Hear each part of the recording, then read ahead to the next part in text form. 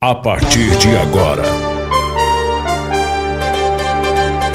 visão do momento. Informação e credibilidade. Falando de política, economia, saúde, educação e segurança pública. Mediador Dr. Ramon Butti. Visão do momento. Só aqui.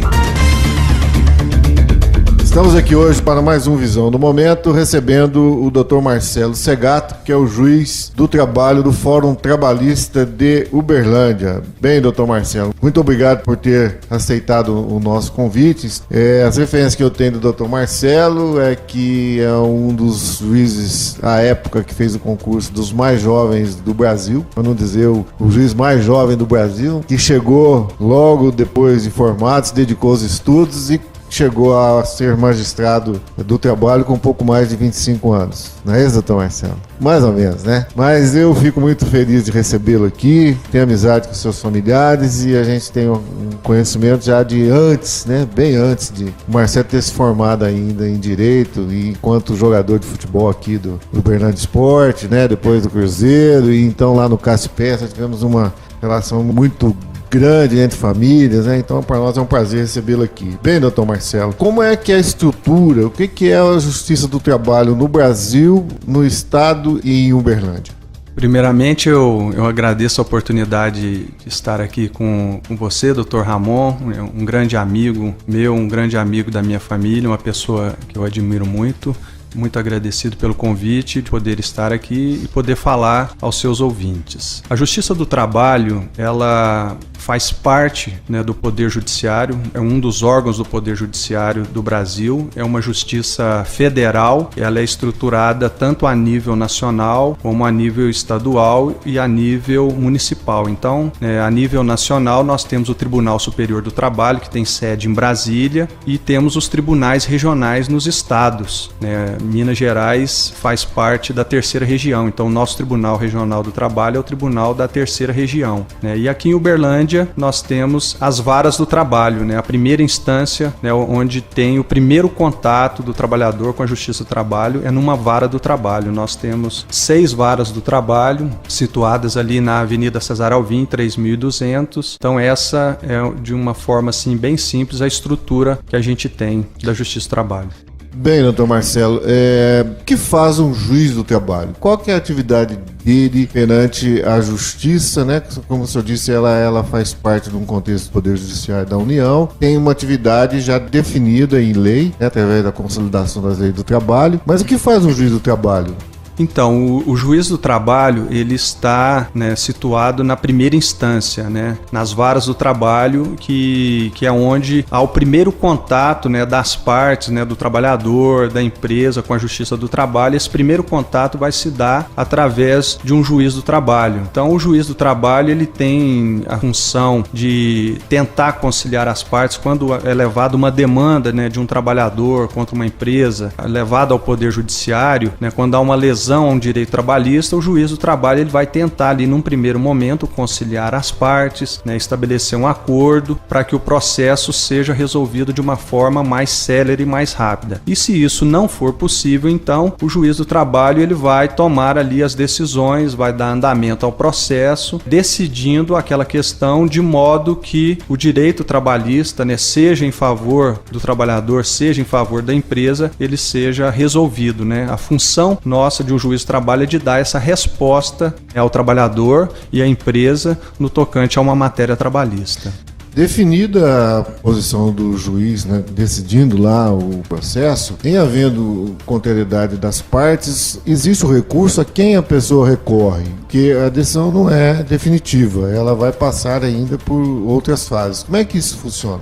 Então, esse primeiro contato da parte com a Justiça do Trabalho é um contato bem simples, é um contato bem informal. A parte, ela não precisa, né, o trabalhador não precisa de ter um advogado para poder fazer a sua reclamação trabalhista. Nós temos um setor lá na Justiça do Trabalho, o setor de atermação, que atende os trabalhadores, né, mas o aconselhável, né, e mais seguro é que o trabalhador esteja assistido por um advogado. Então, diante dessa demanda, né, diante desse processo, né, se não houver acordo, o juiz juiz vai colher as provas, né, vai ouvir as partes, as alegações da empresa, ouvir as testemunhas, se for o caso, vai analisar os documentos e aí então ele vai proferir uma sentença, seja acolhendo o pedido do trabalhador, dando ao trabalhador a razão, seja julgando o pedido improcedente, né, porque ocorre muitas vezes, né, de o trabalhador pleitear um direito que ele não tem direito ou que ele não fez prova do seu direito, né, e diante dessa sentença que o juiz dá, né, cabe um recurso para o Tribunal Regional do Trabalho, né, que tem sede em Belo Horizonte. Então a parte, tanto a empresa como o trabalhador, né, diante da sucumbência, diante da perda no processo, eles têm o direito constitucional, né, de poder levar essa demanda a uma instância superior, né, porque o juiz de primeira instância, ele também pode errar na apreciação da demanda, ele pode se equivocar, né, todo mundo está sujeito ao erro, à falha, e por isso há um tribunal para poder analisar melhor essa demanda, né, e depois do Tribunal Regional do Trabalho, dependendo da matéria, uma matéria constitucional, uma matéria que envolva lei federal, pode haver um outro recurso para o Tribunal Superior do Trabalho, né, em Brasília.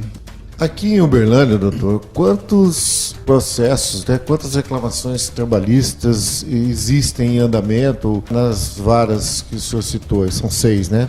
Isso, nós temos 6 varas do trabalho em Uberlândia e o número de demandas nos últimos anos vem crescendo muito. Para que vocês tenham uma ideia, né, nós estamos aí em meados de julho e já foram ajuizadas cerca de 8.000 novas ações trabalhistas só neste ano de 2006 até o presente momento, até meados de julho, nós temos aí o ajuizamento de aproximadamente 8.000 ações. Então, são muitos processos, né, infelizmente a gente tem passado por uma situação econômica difícil no Brasil e isso reflete nas empresas, reflete na classe trabalhadora e acaba indo para o Poder Judiciário. O Poder Judiciário acaba se enchendo de ações, né, um número grande de ações, tendo como um desses fatores aí.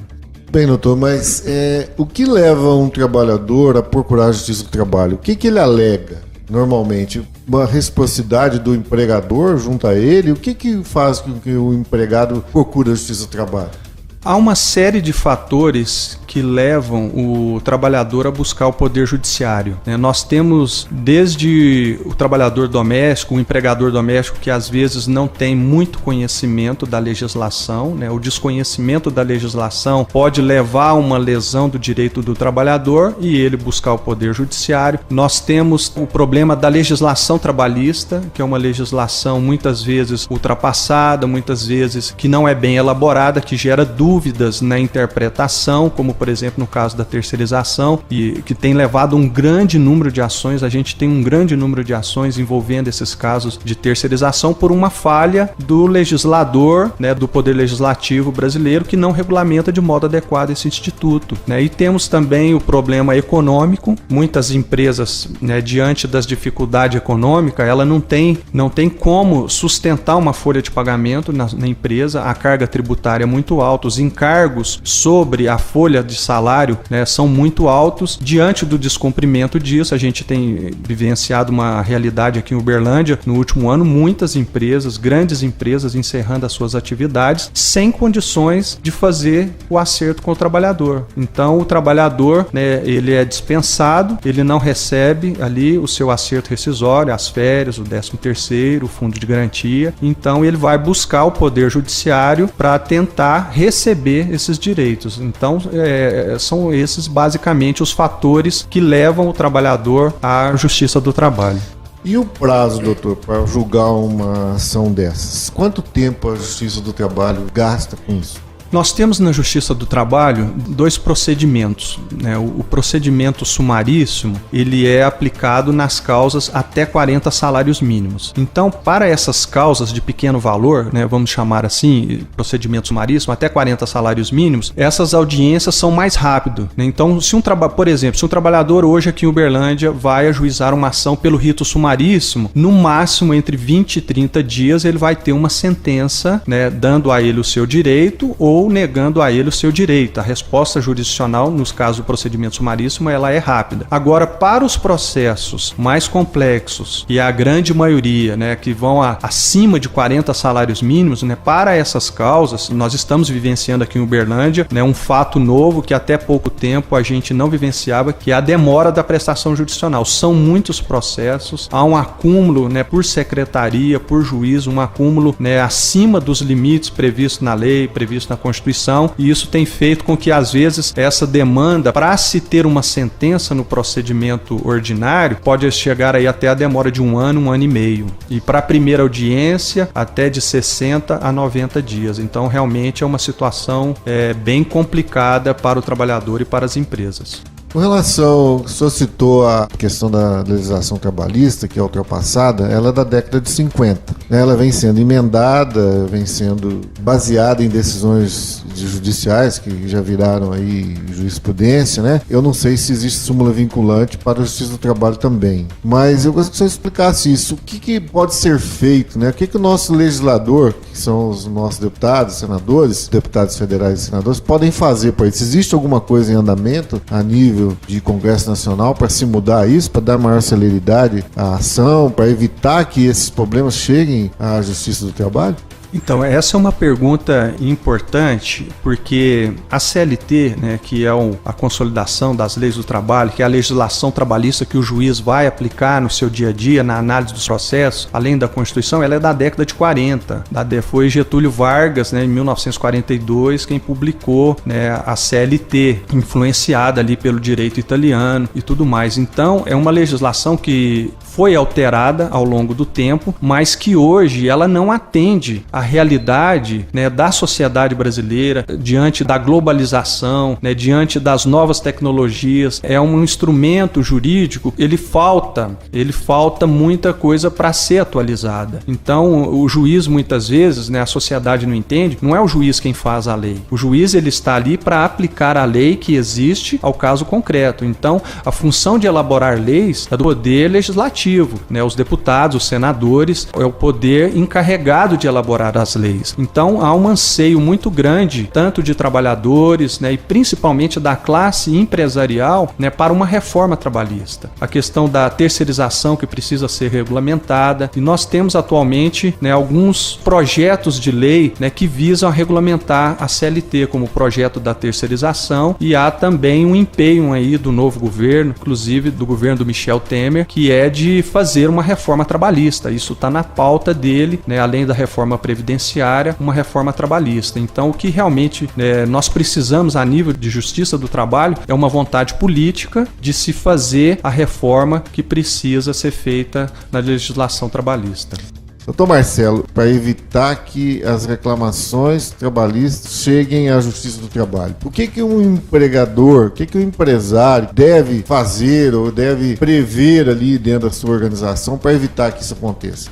Nós temos duas realidades no direito do trabalho brasileiro que são bem distintas. Nós temos o grande empresário, as grandes instituições, os bancos, as grandes empresas que possuem ali um departamento jurídico, que possuem um departamento pessoal de recursos humanos, que estão sempre atualizados, acompanhando a legislação e buscando meios para se cumprir a legislação e evitar aí o ajuizamento de ações, evitar que a empresa venha incorrer em ilícito trabalhista. Então esse é um ponto importante. E a outra realidade é a questão do pequeno empresário brasileiro, né? Infelizmente nós temos uma cultura no Brasil que vem desde um problema educacional, inclusive, que é a falta de informação, que é a falta de conhecimento. Então nós nos deparamos muitas vezes com muitas ações trabalhistas, principalmente contra pequenos empresários, que eles não têm conhecimento da legislação trabalhista. Eles não têm uma assessoria para poder ali explicar como funciona a mecânica da justiça do trabalho, dos direitos trabalhistas, né? E isso faz com que o trabalhador seja lesado não pela má-fé do empresário, do pequeno empresário, mas pelo desconhecimento, né? Então é importante, né, que o pequeno empresário, né, que o grande empresário, né, tenha conhecimento da legislação trabalhista, né, do seu acompanhamento, né, um assessoramento, né, para que possa evitar essa lesão ao direito do trabalho. A gente percebe muito que existe uma cultura entre a nossa população em dizer que o juiz do trabalho ele está sempre favorável ao empregado. Eu acho que a pergunta já foi respondida dentro desse contexto todo que o senhor já respondeu. Então eu gostaria que você explicasse isso aí, que o juiz está ali para julgar. Ele recebe as provas e vai julgar de acordo com o que lhe foi apresentado, aquela reclamação. Então, o que pode mostrar para a população o direito do trabalhador? Até onde ele vai, né? O direito do empregador, até onde ele vai? O que você pode responder sobre isso para nós? Esse é um fato, né? Eu estou na magistratura do trabalho, né, há quase 20 anos e eu sempre ouvi isso, né? Meu pai é pequeno empresário na cidade há muitos anos e sempre ouvi isso dele, sempre ouvi isso dos amigos do meu pai, que a justiça do trabalho é protetiva, que o trabalhador sempre vai chegar lá e vai ganhar o direito, né? Que o empresário nunca tem a sua vez na justiça do trabalho, e isso é uma inverdade. O que ocorre, né, é que o juiz ele é limitado primeiramente à lei, né? O juiz ele não pode julgar contra a lei, ele tem que seguir a legislação e, como eu já disse aqui, nós temos uma legislação complexa, uma legislação que muitas vezes é ultrapassada, então não compete o juiz não tem a faculdade de julgar ou não, ele tem que julgar e ele tem que aplicar a lei, né? E o juiz também, ele está adstrito às provas, então depende muito do que seja o trabalhador, seja a empresa, o juiz é imparcial, o juiz vai analisar as provas de forma imparcial. O juiz não está ali para favorecer o trabalhador ou para favorecer a empresa. O juiz está ali para aplicar a lei, seja ela em favor do trabalhador, seja ela em favor da empresa. Então é importante,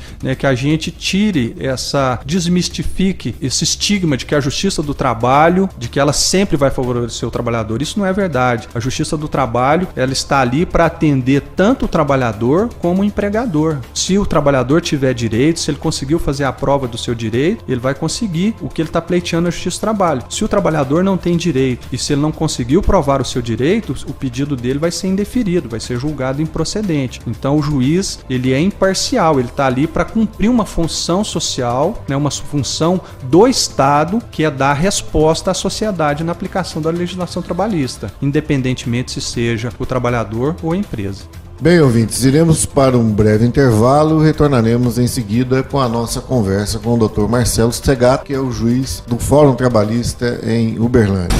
Os melhores debates acontecem aqui. Visão do momento. Bem, ouvintes, retornamos com o Dr. Marcelo Segato, que é o juiz do Fórum Trabalhista em Uberlândia. Quando ocorre uma reclamação trabalhista, o empregador é notificado e ele recebe cópia da petição da reclamação trabalhista. Às vezes os valores ali são meio exorbitantes. Esses valores não são definitivos. Eles vão para a conciliação e ali é feito um cálculo do real valor devido pelo empregador ao empregado. Quem que calcula isso, doutor? Quando a gente analisa uma petição inicial, né, porque o que vai mover o Poder Judiciário é essa petição inicial que o trabalhador vai apresentar, onde ele vai alegar ali, né, o seu direito, e o próprio advogado que faz a petição inicial, ele faz um cálculo daquilo que ele entende que o cliente dele tem direito. Então esse cálculo esse valor da causa que está ali na petição inicial, ele não representa o valor do que é realmente devido. Ele representa aquilo que a parte acha que tem direito. Então, somente depois de analisada a matéria, de analisadas as provas, é que o juiz vai dar uma sentença e depois dessa sentença é que o processo vai ser liquidado. E na maioria das vezes, as sentenças, aquilo que é reconhecido como devido ao trabalhador, não chega realmente àquele valor que foi colocado na petição inicial. O papel do advogado é fazer o pedido perante o juiz. Tudo aquilo que ele acha que o cliente dele tem direito. E muitas vezes o cliente dele também não está informado, né, do que são realmente as provas, né, há muito equívoco, há muito pedido indevido também, pedido de que não tenha direito, né, e o juiz vai analisar com isso, né, vai dar oportunidade para a empresa se defender, ela vai ser citada, ela vai receber uma cópia da petição inicial e a empresa vai ter toda a oportunidade, vai ter o prazo para apresentar os documentos, para apresentar as testemunhas, e só depois disso é que o juiz vai julgar esse processo. também, doutor, muito comum as pessoas comentarem, né? Nós, de uma geração mais nova do que eu, bem mais novo do que eu, mas a gente vem de uma geração em que se começava a trabalhar muito cedo. E hoje é proibido isso pela legislação. A criança não pode trabalhar mais. Eu comecei a trabalhar com 12 anos. A sua opinião sobre isso? Quando o menor aprendiz pode começar, qual o vínculo que ele tem com a empresa? Ou seja, comecei a trabalhar cedo e consegui vencer lá no final. Ou não trabalho cedo, fico na rua e viro delinquente. Qual a sua opinião a respeito disso? É uma pergunta, de certo modo, difícil da gente responder, mas primeiramente a gente tem uma norma constitucional que ela proíbe o trabalho abaixo do menor de 16 anos, salvo na condição de aprendiz a partir dos 14. Então, a partir dos 16 anos, a criança ela pode trabalhar, tem autorização, né, autorização dos pais. Eu sou da opinião de que a criança ela tem que estudar, mas de que eu não vejo problema, né, em compatibilizar, né, o trabalho, né, seja através do menor aprendiz, seja através de um contrato de estágio, para que a gente coloque essas pessoas, esses jovens, né, principalmente os jovens, no mercado de trabalho. Eu sou favorável, né, ao trabalho do jovem, eu sou favorável ao trabalho da criança desde que regulamentado, sem que esse trabalho venha prejudicar os seus estudos. Porque eu também, eu não sou tão mais novo assim do que você, mas eu também, desde pequeno, né, meu pai, ele sempre, meus irmãos, né, a gente sempre trabalhou e isso nunca fez mal pra gente, muito pelo contrário, né, isso contribuiu muito para a nossa formação, para o nosso amadurecimento e principalmente para tirar, né, a gente do foco de outras coisas. Então, eu sou favorável, sim, ao trabalho do jovem, ao trabalho do menor aprendiz. Eu acho que é um trabalho importante para a sociedade, ele vai além, né, ele vai além do trabalho, porque há um reflexo disso social muito grande para tirar das drogas, para tirar do vício da internet. Aí hoje, né, as crianças estão muito dependentes, né, da tecnologia, né, desde que seja regulamentado, né, nos termos da Constituição e que não haja prejuízo para o ensino, para a educação. Com relação, existe uma diferença entre Ministério do Trabalho e Justiça do Trabalho. Gostaria que você esclarecesse isso para os nossos ouvintes. O que representa uma e o que representa a outra? O Ministério do Trabalho, ele é um órgão do Poder Executivo. Então, nós temos a função do Ministério do Trabalho de principalmente fiscalizar o cumprimento da legislação trabalhista. Então, os fiscais do trabalho, eles vão visitar as empresas e vão constatar, vai solicitar documentos, vai fazer uma verificação se a empresa está cumprindo a legislação trabalhista. Então, a função principal do Ministério do Trabalho é fiscalizar as empresas no tocante ao cumprimento da legislação trabalhista. O Ministério do Trabalho não vai julgar uma ação trabalhista. Quando há uma lesão no direito do trabalho, quando há uma violação no direito do trabalho e há uma demanda trabalhista, essa demanda ela é submetida à Justiça do Trabalho. Então é a Justiça do Trabalho quem vai julgar o processo trabalhista. E temos também o Ministério Público do Trabalho, que é um órgão, né, do Poder Executivo que tem uma função primordial na fiscalização do cumprimento das leis trabalhistas, né, no âmbito coletivo, dos direitos difusos, que é outro órgão diferente da Justiça do Trabalho. E o Ministério Público do Trabalho, ele interfere na ação trabalhista ou diferentemente da Justiça Comum, ele não tem interferência na Justiça do Trabalho?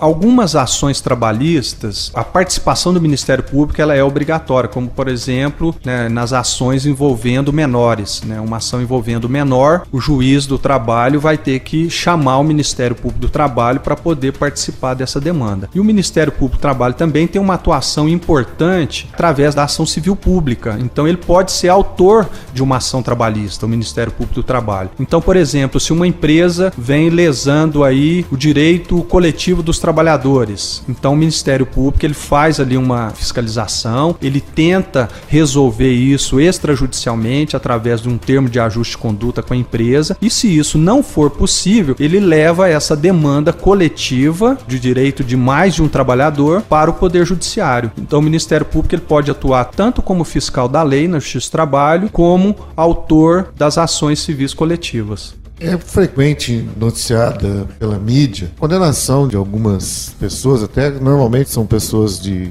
destaque a nível nacional, como aqueles que exploram trabalhadores em situação análoga de escravidão. Eu gostaria que você esclarecesse para nossos ouvintes o que significa isso, onde está previsto isso na legislação trabalhista, porque dá uma impressão tão ruim quando a gente escuta isso, o cara está escravizando pessoas, né? A gente vai lembrar lá nos primórdios do nosso estudo da história do Brasil, a gente fica até estarrecido com isso. Então eu gostaria que você esclarecesse isso para nossos ouvintes, o que significa essa expressão, situação análoga à escravidão.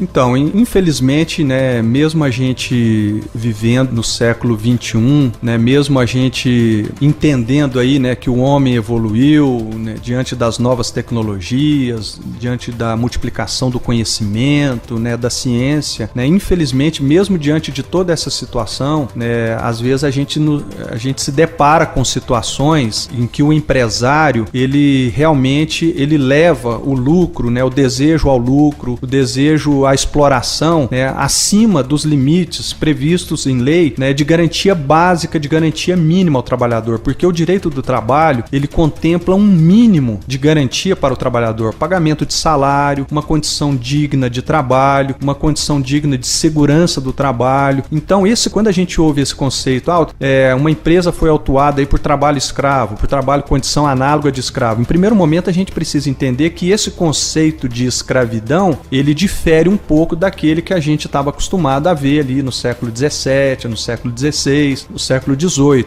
Né? Esse conceito de trabalho escravo, ele evoluiu, ele não chega ao ponto daquela ideia que a gente tinha de escravidão. Então, por exemplo, um trabalho, né, que já foi constatado em alguns casos aí, de uma usina, por exemplo. Uma usina instalada na região que traz trabalhadores lá do Nordeste e esses trabalhadores, eles não têm uma condição de moradia adequada, eles vivem, dormem no chão, não têm condições de higiene, não têm condições de segurança, eles não recebem os equipamentos de proteção individual, há muitos acidentes de trabalho, eles não recebem os seus salários adequadamente. Então, toda essa série de infração pode caracterizar um trabalho análogo de escravo. Então, a gente precisa ter em mente, né, qual é o conceito novo de escravidão que a legislação estabelece. Isso está na Constituição, nas leis que regulam, né, o trabalho, a condição análoga de escravo, para comparar com aquilo que é o direito mínimo que um trabalhador precisa de viver, que é o salário mínimo, que é a proteção à saúde dele, né? Muitas vezes, quando são autuadas essas empresas nessas condições, constata-se que há vários acidentes de trabalho, o trabalhador afastado, né, sem receber benefício previdenciário, passando fome. É realmente, lamentavelmente, uma situação muito difícil que a gente ainda constata, inclusive na nossa região aqui do Triângulo Mineiro. Participei de uma reunião em que havia uma exposição de uma grande empresa no setor de construção civil em Uberaba, e eles mencionavam que estavam trazendo trabalhadores de outros estados, né? E eles então os colocavam em repúblicas ali. Então a pergunta que eu fiz a eles na época, exatamente nesse contexto, né? O que fazem depois que há dispensa desse funcionário? Como retorná-lo à sua origem? Porque lá onde ele tem os seus familiares, onde tem as suas sedimentadas, a sua família, né, e tem os usos e costumes às vezes diferentes da nossa região. E a resposta que me foi dada foi o seguinte: falou, não, nós fazemos o acerto trabalhista completo e em seguida nós lhes damos uma passagem de ônibus para que eles retornem às suas origens, né? Enquanto da vinda eles vão buscá-los. Então às vezes a gente fica assim, né, pensando, o que isso implica, né, especificamente na área da ação policial, o que isso implica no aumento de criminalidade, né? Então isso é muito comum acontecer, doutor, a empresa dispensa e não retorna esse servidor ou aquele empregado em determinado período para sua origem. É isso que acontece? Não são a maioria das empresas que agem assim, é bom a gente deixar claro, mas acontecem situações, né, já ficou demonstrado, provado em ações civis públicas, né, de processos aqui na região, que ficou evidenciado esse tipo de situação, né, tanto na construção civil, como também em outras áreas aí, né, de zona rural, né, já ficou evidenciada essa situação, né. Então é uma situação que realmente choca as pessoas que estão envolvidas ali, né, o juiz, juízes, né, os promotores, né, são situações assim realmente degradantes. A gente vê ali, né, a frustração daquele trabalhador que saiu ali em busca de um sonho, em busca de um meio de subsistência, né, para a família dele, e de repente ele se vê privado aí de todos os seus direitos. Não é uma regra, né, eu quero deixar isso claro, né, muitas empresas seguem, né, respeitam os direitos trabalhistas, acompanham esses trabalhadores, né, porque há também uma demanda, né, há cerca de uns 3, 4 anos atrás, que houve um pico muito grande da construção civil em Uberlândia e na região. Então havia uma demanda por trabalhadores e a cidade não tinha como ofertar essa mão de obra, e por isso trouxeram, né, e muitas empresas fizeram da forma correta, com alojamento, dando assistência, dando proteção, acompanhamento, inclusive após a dispensa, né? Mas infelizmente, né, algumas empresas, né, alguns prestadores de serviço não agiram dessa forma. Bem, doutor Marcelo, nós esgotamos aqui o nosso tempo e eu gostaria de ouvir as suas considerações finais, que pode ser ainda levado esclarecimento à população, né? Nós abordamos todos os temas aí, esclarecemos muito a competência da Justiça do Trabalho, que faz um juiz do trabalho, né? O Ministério Público do Trabalho, e isso é importante para que todos tenham conhecimento da realidade trabalhista no Brasil, né? Para que as pessoas entendam também a posição do empregador, que eu acho que é o que move a nossa nação, né? Que nós temos aí pequenos empresários, temos os grandes empresários, mas da nossa sociedade é esse trabalho diário, ou seja, dentro do consumo, dentro da oferta, né, do emprego, dentro daquilo que a gente vive no nosso dia a dia. O que faltou aqui, né? Então, eu agradeço muito a oportunidade de poder estar aqui, primeiramente com você, né, um grande amigo que a gente tem, uma pessoa que a gente admira muito, que a gente respeita muito, e a oportunidade de poder esclarecer, né, a sociedade Uberlândia sobre a Justiça do Trabalho, como ela funciona. A gente tem uma ouvidoria lá na Justiça do Trabalho, né, qualquer pessoa pode ali fazer sua reclamação, pode ali buscar orientação, né, a gente está sempre disposto a receber as pessoas ali para auxiliar naquilo que for necessário, né? O recado que eu queria deixar para a nossa sociedade, né, é que o juiz do trabalho ele está ali para cumprir uma função que lhe é delegada pelo Estado. Ele está representando o Estado ali, ele não está ali para favorecer quem quer que seja, ele não está ali para o seu próprio interesse, ele está ali para prestar um serviço para a sociedade, para que as relações de trabalho, para que essa relação entre empregado e empregador seja uma relação saudável, seja uma relação onde haja respeito, onde haja o cumprimento da legislação trabalhista, seja em favor do trabalhador, seja em favor da empresa. E o conselho que eu deixo aqui, né, principalmente para os pequenos empresários, é para que busquem uma orientação, para que busquem, né, ali um acompanhamento, né, nas suas empresas quanto à legislação trabalhista, né? E o juiz do trabalho, ele tem ciência disso, ele tem ciência de que é a produção, né, de que é o empresário, né, que move esse país. É o pequeno empresário quem mais emprega no Brasil, é o pequeno empresário que vai dar o sustento ali para a nossa sociedade. Então o juiz do trabalho, ele tem essa consciência, ele tem a consciência, né, da dificuldade econômica, né, que o país vem atravessando, ele tem a consciência da dificuldade que é muitas vezes, né, da complexidade da legislação trabalhista, né. Os juízes do trabalho hoje, eles são muito bem preparados e estão muito sensíveis a essa questão social. Não é pura e simplesmente aplicar a lei friamente, né? O juiz do trabalho vai querer ouvir as partes, ele vai querer ouvir as testemunhas, ele vai querer, no máximo, né, possível, obter a verdade para tomar uma decisão justa, né? Os juízes hoje, né, eles são, eu falo isso com muita tranquilidade e com muita propriedade, que os juízes estão muito sensíveis a essa questão social, a essa questão econômica que o país vem atravessando.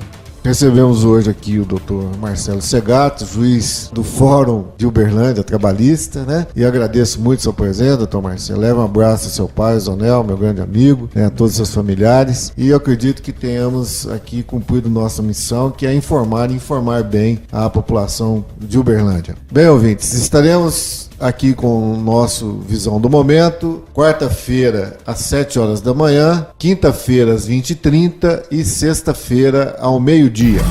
Os melhores debates acontecem aqui. Visão do Momento. Só aqui. Visão FM.